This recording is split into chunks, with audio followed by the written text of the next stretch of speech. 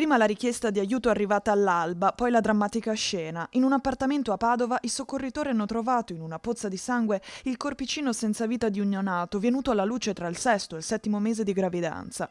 Quando i carabinieri del comando provinciale sono entrati in casa, hanno trovato accanto al piccolo i due giovani genitori, una coppia che vive in condizioni di difficoltà. Restano da chiarire le circostanze del parto, se si sia trattato di un evento prematuro, di un aborto spontaneo o se vi siano altri elementi da accertare.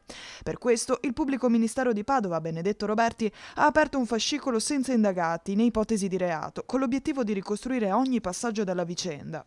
L'allarme è scattato quando il SUEM è intervenuto dopo la chiamata di emergenza proveniente dalla casa della coppia.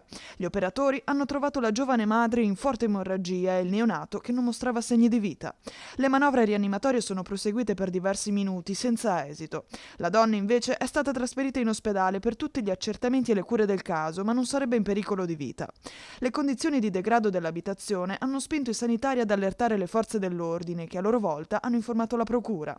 Restano aperti molti interrogativi: se la gravidanza fosse seguita da controlli medici, se la coppia fosse in contatto con i servizi sociali e quali fossero le reali condizioni di vita dei due giovani, che secondo le prime informazioni non avrebbero un lavoro stabile.